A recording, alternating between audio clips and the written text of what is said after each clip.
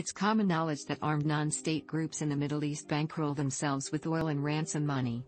But a close third in the pipeline that fuels warlords and terrorists globally?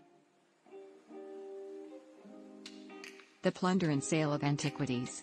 If activists have their way, the buyers and dealers of those stolen cultural relics will face criminal repercussions.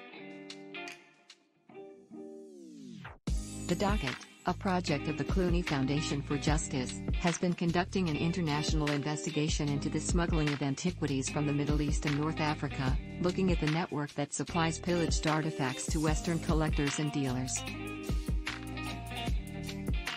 It is sharing its findings with law enforcement agencies in the hopes that doing so will lead to the criminal prosecution of those who's purchased these artifacts, which, it says, makes them accomplices to war crimes and financiers of terrorism.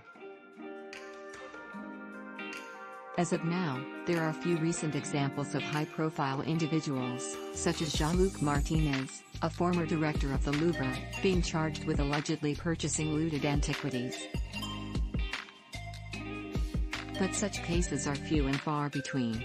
We do feel that these investigations will not be successful unless there is very significant public attention to the issue, unless conflict antiquities start being seen just as tainted as blood diamonds, or ivory trade, or other forms of trafficking, said. Here's why: looted antiquities from countries like Syria, Iraq, Yemen and Libya have been sold online for years. Their sales fund armed groups in those countries, bankrolling their weapons and recruitment efforts. Those recruits then carry out atrocities such as the rape and genocide of the Yazidis, a religious minority in the Middle East. The looting is still happening, even if ISIS' presence in Syria has waned. Neistat said that Hayat Tahrir al-Sham, which currently in control of Syria's Idlib region, continues to dig in the area. Besides, many of the items looted between 2012 and 2016 are just hitting the market now.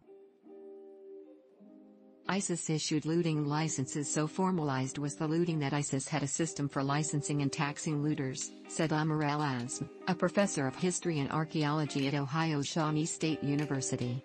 Eventually, ISIS was involved in every stage of the looting and trafficking process, he said. So we know that this was profitable. In 2020, Interpol noted that 19,000 stolen artifacts were recovered in 2 international operations cracking down on art trafficking. But there's no way of knowing really how large this market is, owing, in part, to fake paperwork, and how much money is actually earned from the sale of these antiquities.